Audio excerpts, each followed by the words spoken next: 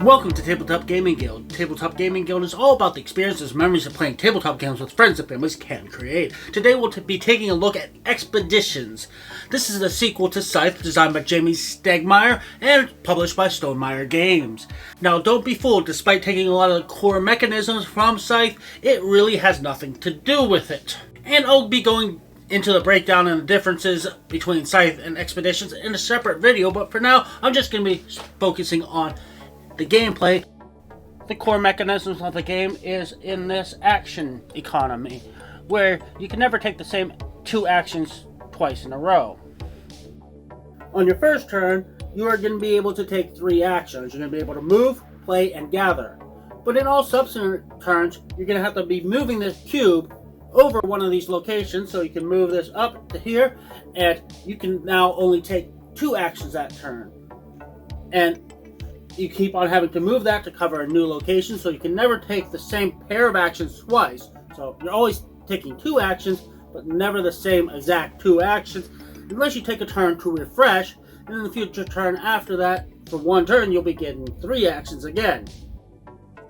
Each player will gain a power from the mech randomly drawn, and from the two characters that they randomly get, which will be slightly different from player to player. So two forms of variable player power. So let's quickly look at the three different actions you can take. Move is pretty straightforward. You can move 1 to 3 spaces. So if you have a move action, you have to move at least one space, and you can never move directly back into the space you left. If you ever move into these face down spaces, you take these map tokens and flip the tile. That tile is then populated by these tokens, and the total of those tokens has to equal the number on the tile. If you take a play action, you can play a card from your hand, getting the symbol on the top left of the card. And then if you have a worker to assign to it, you can also take the ability on the bottom. If you take a gather action, you take the resource from the tile shown. Later, power and guile, so the orange and the teal token that you're going to be tracking throughout the game, can be spent to vanquish these tokens here. I don't want to get into all the possible actions you can get from gathering or playing cards, but I'll go over the key ones, such as gaining cards. So this one will allow you to take any of the face-up cards that will go into your used side of your player board. You can later recover that and be able to play those cards for their abilities. You're obviously going to want to gather workers throughout the game, so you can actually utilize the cards that you get to their fullest. And some of the actions on the cards will let you slide cards under your board, taking them out of the game, but giving you an instant reward or a permanent bonus, depending on the type of card. Eventually, you'll find a location and vanquish the tokens on it that allow you to take a gather action to score a star. And that's going to be a lot of your points throughout the game, is getting these stars down.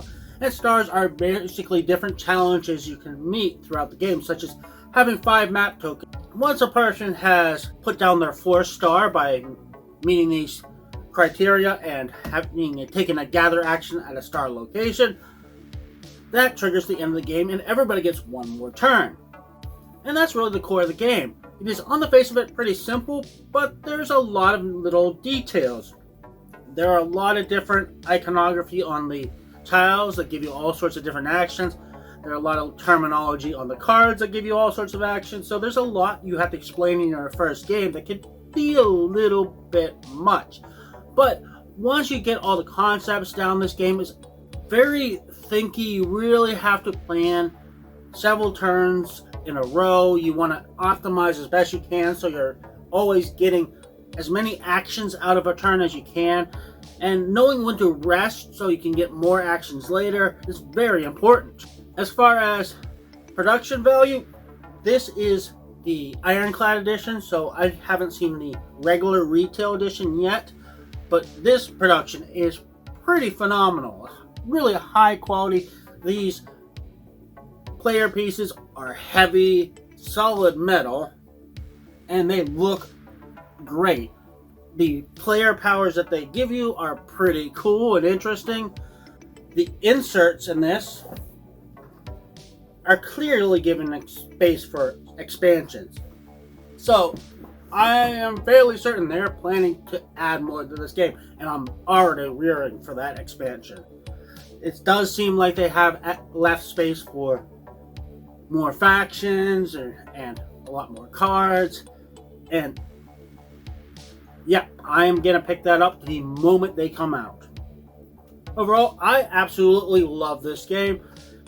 It can be a beast to teach for the first time, and when you're learning the game, it can go fairly badly for you. But if you can get through that first game, and possibly the second if you're struggling a little bit, you're really gonna love this game. Thank you for watching. Hope you enjoyed this video. Don't forget to check us out on other social media such as Instagram and Facebook, and don't forget to like and subscribe.